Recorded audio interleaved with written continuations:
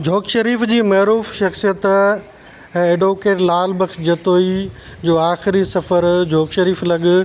ॻोठ महमद ख़ान मजीदीअ मां शुरू थियो आहे। संदसि जनाज़े में शफ़क़त शाह शिराज़ी, MNA अयाज़ शाह शिराज़ी, शाह हुसैन शाह शिराज़ी, पाशा शिराज़ी, शिराज़ी भाइरनि समेत ज़िले सिजावल ठट्टे जे सियासी समाजी अॻुवाणनि ऐं बुलड़ी शाह करीम ऐं आसपास जे राजनि वकील बिरादरी सहाफ़िन वॾे अंग में शिरकत कई आहे। लाल बख़्श जतोई यूनियन काउंसिल झोक शरीफ़ जो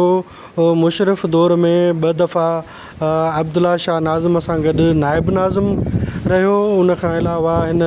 गुज़िरियल इलेक्शन में ज़िले सिजावल जे MP वारी सीट ते पाकिस्तान मुस्लिम लीग नून जे टिकट ते चूंड पिणु विड़ी ऐं हू हिन वक़्तु पाकिस्तान मुस्लिम लीग नून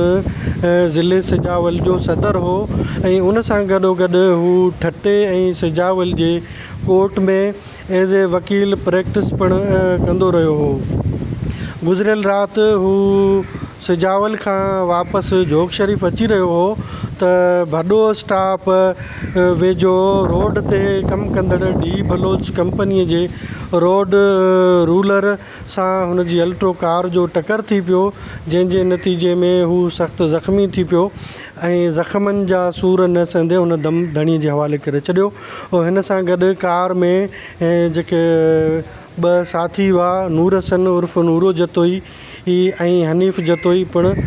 सख़्तु ज़ख़्मी थिया, जिन खे इलाज लाइ हैदराबाद ऐं कराची जे अस्पतालुनि मुंतक़िल कयो वियो आहे। लाल बख़्श जतोई जी जनाज़े नमाज़ दरगाह झोक शरीफ़ ते अदा करण खां पोइ सूफ़ी शाह इनायत शहीद जे क़ब्रिस्तान में उन जी तदफ़ीन कई वई आहे।